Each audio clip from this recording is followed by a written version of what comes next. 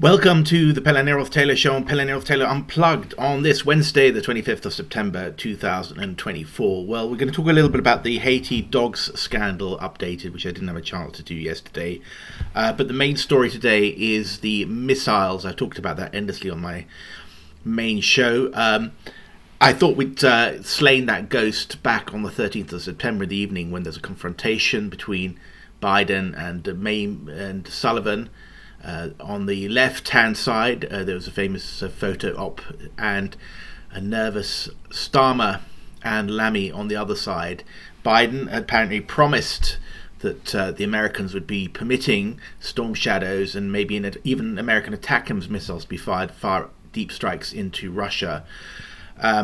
It wouldn't make much difference to the battlefield. A lot of people even admit that because the number of Storm Shadows are few and there's only so much damage you can do with these relatively small warheads. And anyway, the Russians removed some of their air bases further back before that. But whatever the reason, Russia chose to state that very publicly as a casus belli. Both Putin in an off-the-cuff remarks at the St. Petersburg Forum in that famous archway, which I've passed through many times, but also for good measure, the UN representative, Vasilina Benza, I think his name is, that bald guy, said that it means war, basically, and any number of measures could be used, like confiscation. They didn't specify those, but there's an interesting claim on X that Russia could use its Sarmat, 27 times the speed of sound hypersonic missiles without nuclear warheads, but with big, large conventional warheads to strike anywhere on the US or UK mainland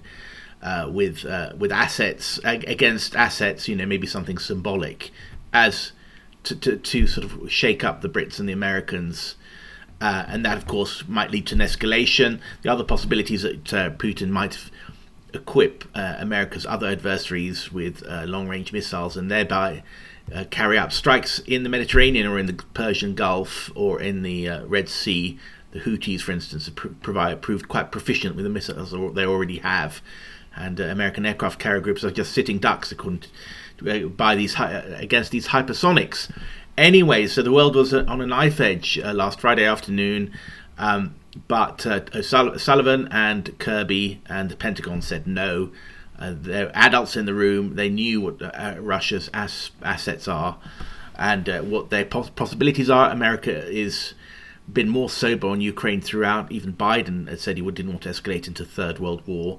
And the Pentagon holds all the spy information, and they also got far more and numerous vulnerable assets that could be taken out, unlike the Brits, who've been egging on for escalation, along with the Ukrainians and with the tacit support of the Balts and the Scandinavians for a very long time. And it was reiterated in the European Parliament, that useless body full of, it's been basically captured by extremist East European interests. Anyway, so we thought that issue died, the world calmed down. But then on Monday, the Times, which is the most hawkish of the British papers, wrote that private deal could let Ukraine fire missiles into Russia. Western diplomats are considering a dispensation for the use of Storm Shadow missiles within Russia's borders to target ammunition stores and bunkers. Meanwhile, the Times understands there is wariness about publicizing the move in advance to alert Russia. Western diplomats are poised to sign off on the decision, but could hold back from making an official announcement at the UN next week. So this was last Friday's Times. So missiles into Russia and World War III, is it on again? And notably, this article by Western diplomats, it could be intelligence sources, not an official policy there, but it was no mention of the Third World War risks. I mean, that tends not to be the case. The Times followed up with a very strongly worded editorial. And then we've got David Lammy, the totally out of his depth Foreign Secretary, at the Labour conference at the weekend, saying that the Allies must show nerve in their support for Ukraine as the country continues to call for permission to fire Western long-range missiles into Russia. There was a real-time discussion, said David Lammy, between allies about how to help Ukraine. Speaking alongside at a fringe event at the Labour Party's conference, Ukraine's ambassador to the UK, Valery Zaluzhny, said lifting restrictions on the use of weapons against military targets in Russia was critical. Ukraine already has supplies of long-range missiles from the UK, the US and France. Lamy said this is a critical time for nerve and for guts and for patience and for fortitude for allies who stand with Ukraine. But he said, I can't comment on real-time operational details, but there's a very real-time discussion across allies about how we can support Ukraine. Well, so that, again, Lamy seems to be supporting British missiles into Russia, World War III.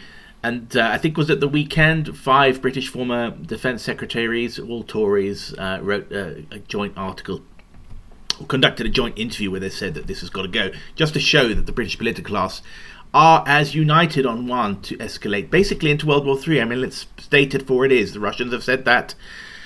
A lot of people say the Russians don't enforce their red lines, but they enforced their red line when they invaded Ukraine under provocation, did they not? So I don't think you mess around. As Kim Darosh, who was a former national security advisor, one of the few voices of sanity in the UK media, he said in the Financial Times, something like, just because he hasn't escalated before doesn't mean he'll escalate now. You can poke a bear 5 times, but on the 6th time he might actually react. The past couple of pokes is no guide. He might have reached the end of his tether. In other words, are we going to take that risk? Well, as said, the Pentagon is as yet saying no. But we'll go on to that in a moment. But Britain's top diplomat, that is Lamy, went to the UN, and this week is UN General Assembly week, so heads of state and heads of government prancing all around the place, and there are lots of back channel discussions, and it's a big cavalcade with cocktail parties and ceremonies and dinners and God knows what galore at the UN. It's the highlight of the diplomatic year, I suppose. It's the Olympic Games of the diplomatic year. And even though the UN has lost a lot of its colour, I guess, and power since the heyday in the 1960s, which I made a film about, actually, it's still a body to be reckoned with. The Security Council is still Britain's most prized possession, and other countries are knocking on that door. A lot of African countries, India, for instance, and maybe they deserve it. And the UN is still taken somewhat seriously by the Russians and the Chinese, even as other bodies like the OSCE have fallen by the wayside. So that's the UN, still a serious body. Lamy doubled down on his conference remarks, saying basically you've got to send these missiles into Russia, war, telling Vladimir Putin's representative, that is Nebenza, that Vladimir Putin runs a mafia state, and he likened him to slave owner in a fiery address at the United Nations Security Council. We know who you are, and he accused the Russian government of riding roughshod over international law while claiming to stand up for the global south. I stand here as a black man whose ancestors were taken in chains from Africa at the barrel of a gun to be enslaved, whose ancestors rose up and fought in the great rebellion of the unslaved. Imperialism, I know it when I see it, and I will call it out for what it is. So here is Lamy, using his blackness, as it were, and the fact that Britain has appointed a black foreign secretary, to trying to use it to Britain's advantage. I mean, Britain has lost enormous amount of soft power in the global south, increasingly joining the BRICS nations with the Russian, admiring Russian nationalism. I'd say Russia's played up the anti-imperial card for what it's worth, and the Chinese, of course, they say we build airports. The West just tells you what to do and has enslaved you in the past. So he's trying to take back the imperial complex America has, Britain has in the eyes of the third world. We know that the French have been kicked out of West Africa by Russian-backed mercenaries, and RT is making headway all over the third world and pushing this anti-imperial line, and that Russia's standing against the globalist Anglo informal empire. That's gets a lot of resonance in countries like India and China and so on, and people there and in Turkey and the other big global BRICS countries are not fooled by what the Americans and Brits are trying to do. They can see that they want Russia to be subdued and stitched up and controlled by pro-Western politicians, and open up their markets for Western rapaciousness, I guess. And that's been the Russians' narrative, a bit like Trump saying, but they're not after you. They're not after me, they're after you. So Russia stands in the way of Anglo-American rapaciousness for 50 years. Well, Lamy was trying to turn the tables because Russia doesn't have a black foreign secretary, and saying, well, I'm an enslaved man, I was an enslaved man, and Putin carries on, he's a slave owner as well.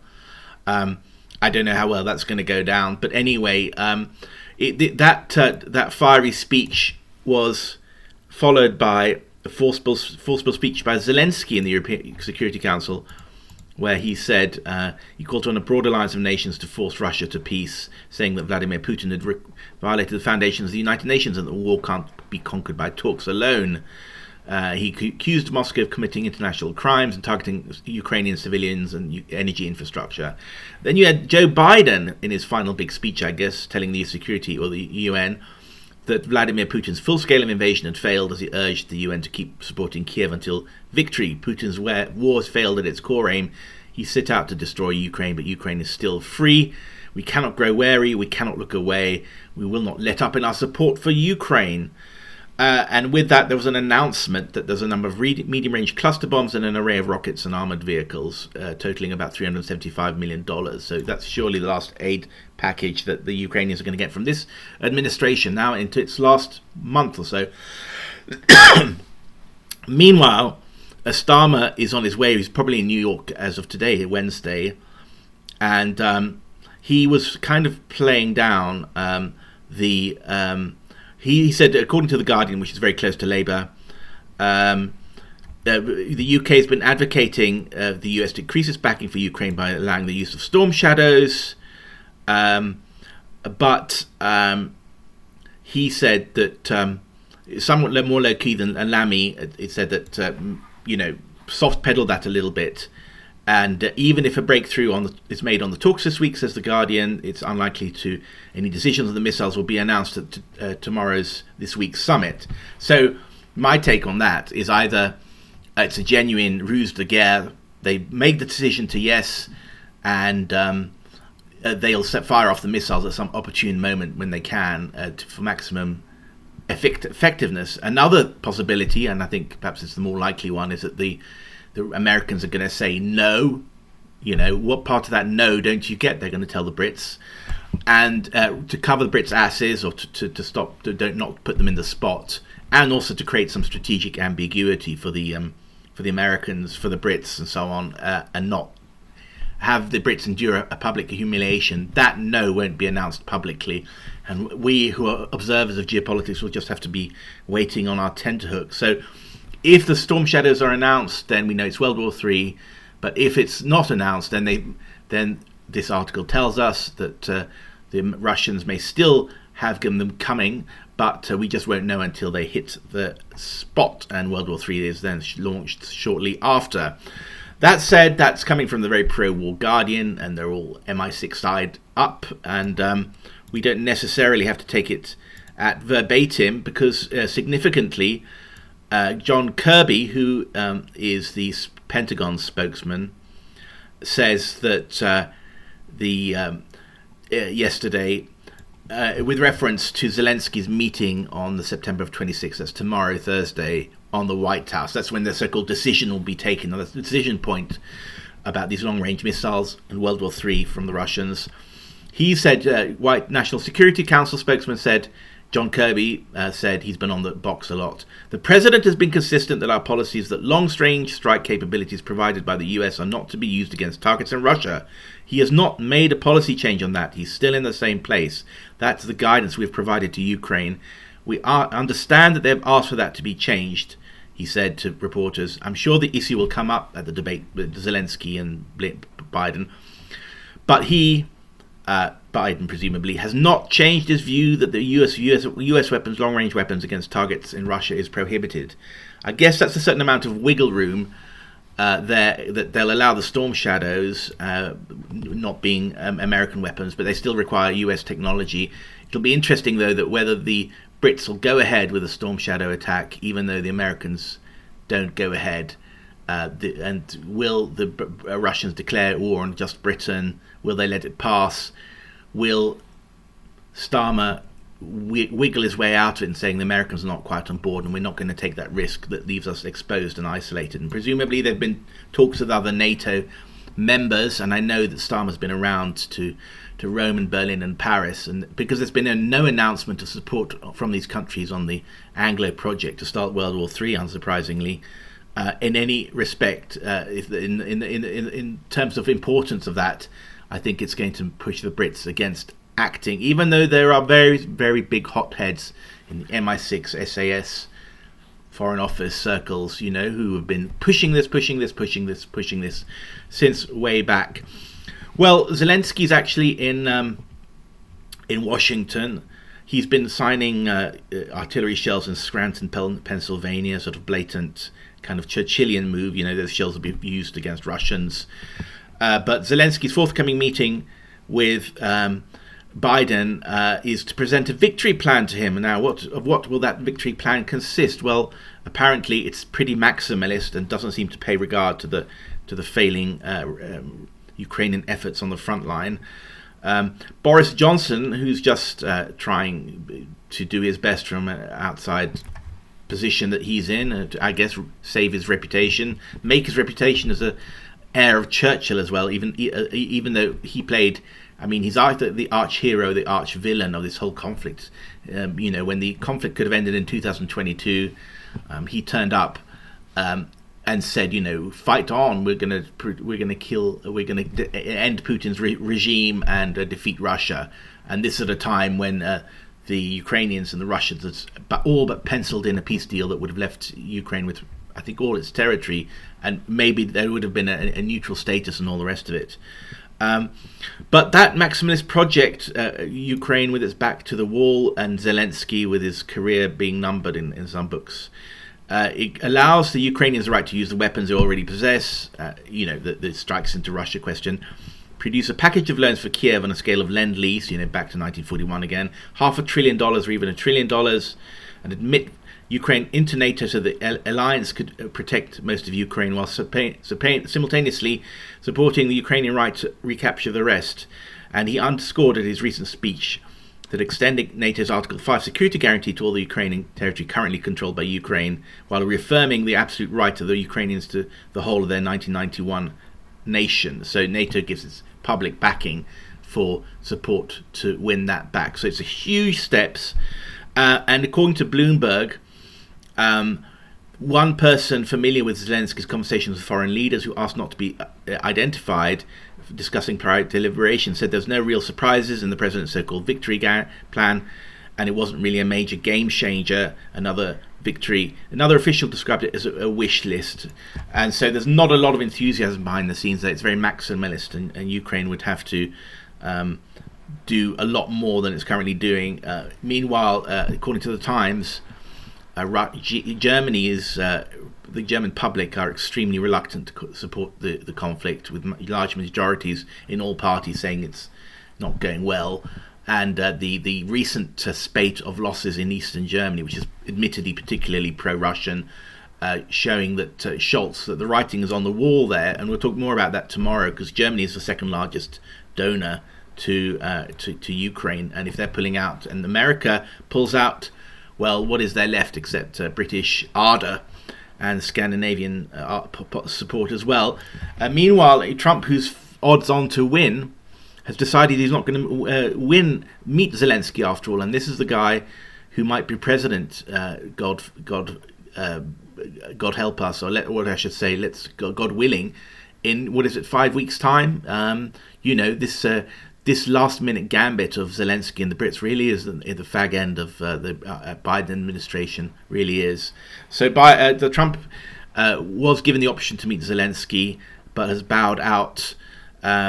And his public speeches recently have caused deep concern in Kiev and presumably London, as well as those parts of Washington like Blinken, which fully support the escalation. He said that he will end America's involvement in the war in Ukraine if he secures a return to the White House. He said in Georgia, in the campaign speech there, that Biden and Kamala got us into this war in Ukraine, and now they can't get us out. They can't get us out. I think that we're stuck in that war unless I'm president. I'll get it done.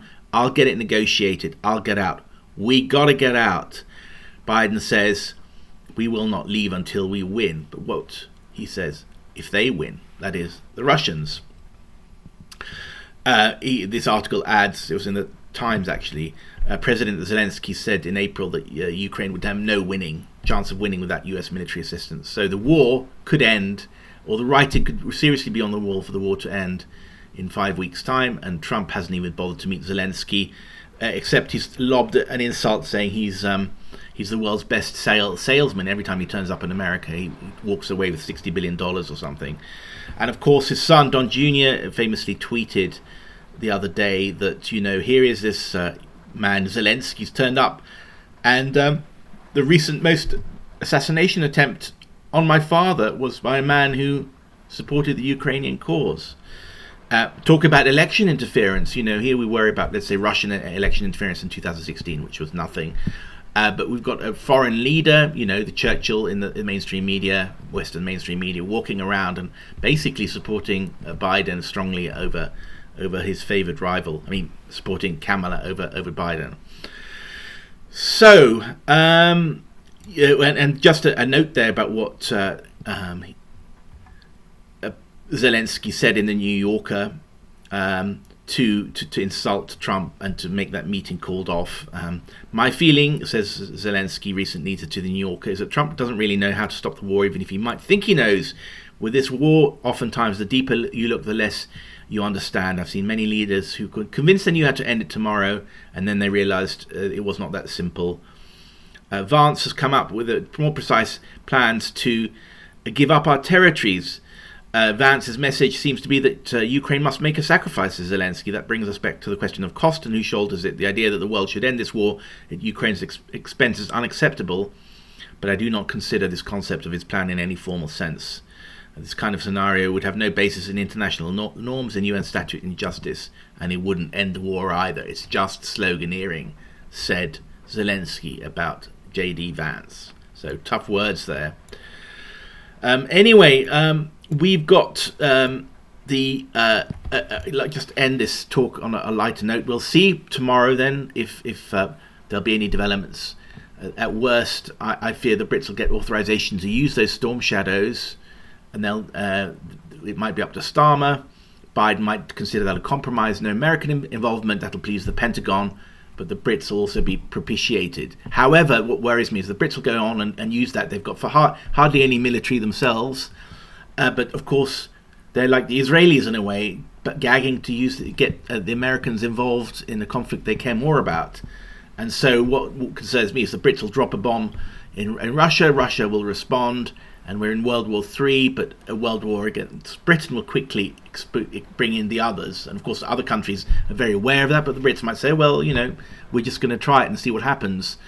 And that's what worries me. But we'll see at what happens tomorrow, or maybe we won't, because as said, the Brits are covering their asses by saying, well, even if there's no announcement, it means that we're going to take them by surprise. So we're going to have to live with this tension for a while. But one thing for certain is that John Kirby and the National Security Council and the Pentagon are deeply, deeply hostile to this idea of expanding the conflict. But just end on a positive note, Russia's brought back a US astronaut from the International Space Station. Not bad for a country which scavenges washing machines from microchips, which is the line you've been hearing out of the Western propaganda media for years. Her name is Dyson, I think, and she was just brought back in a Russian Soyuz capsule. But there's still 2 American astronauts up there. Their own rides were not working. NASA's things go on the blink. So a bit of Cold War era friendly cooperation there between the 2 great adversaries, Russia and the United States. And we'll hope that is a good harbinger for peace. But I'm not too optimistic.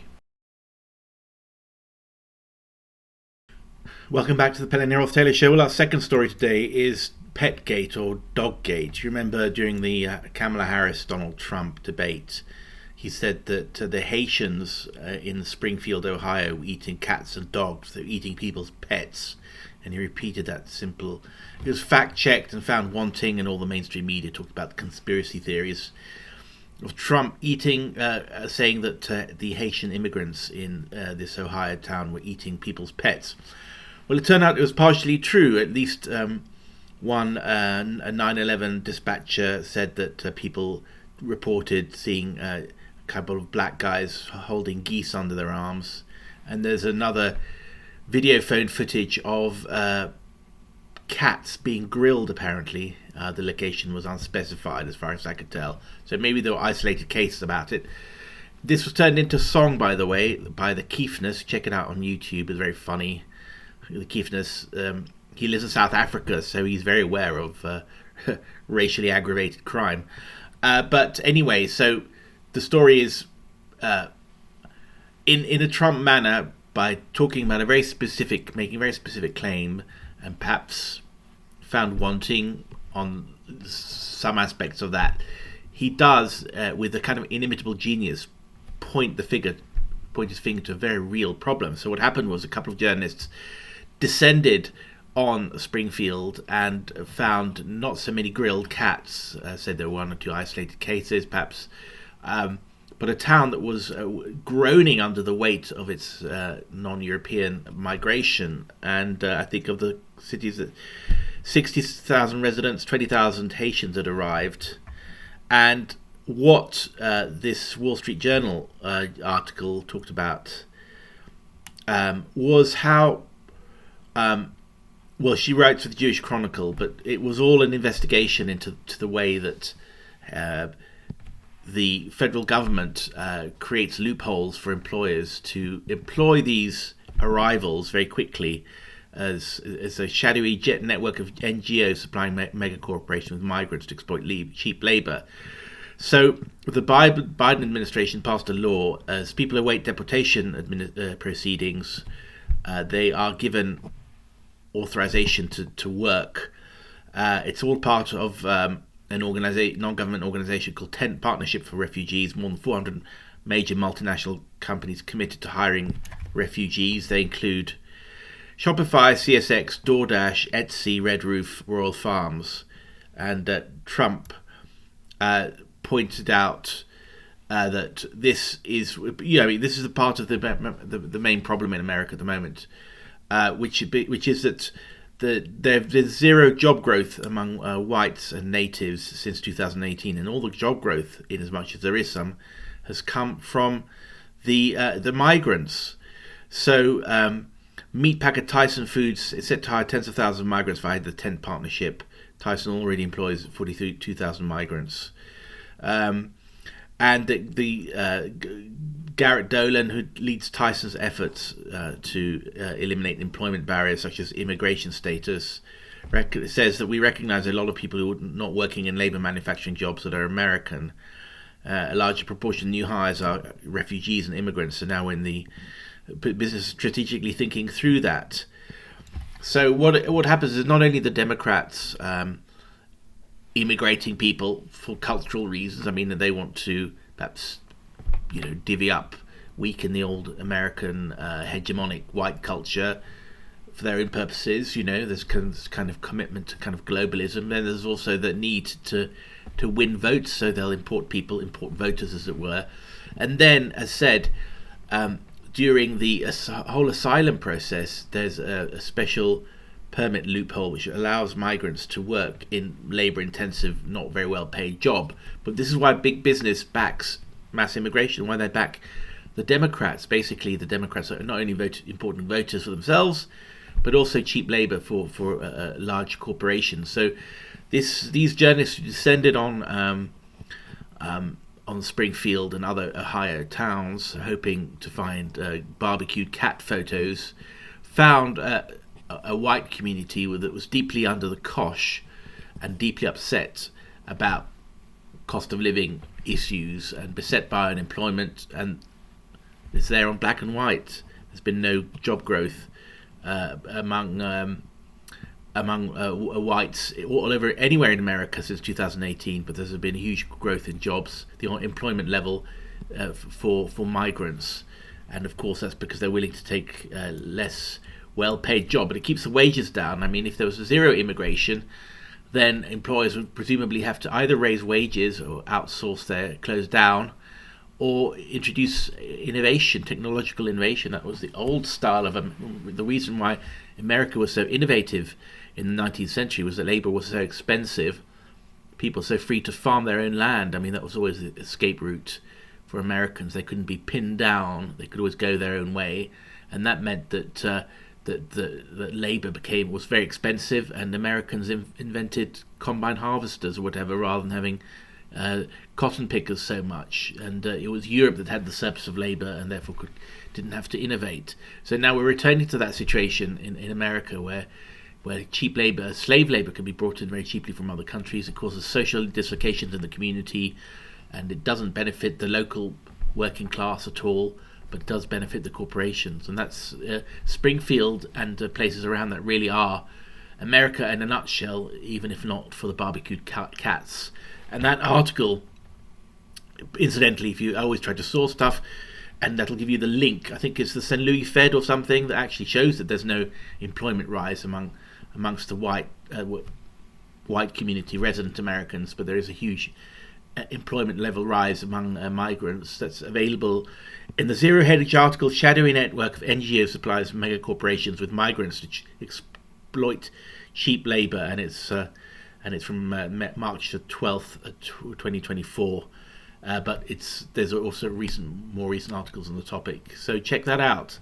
And this is the Pellerin Taylor Show on Wednesday the 25th of September. I think we're done for today.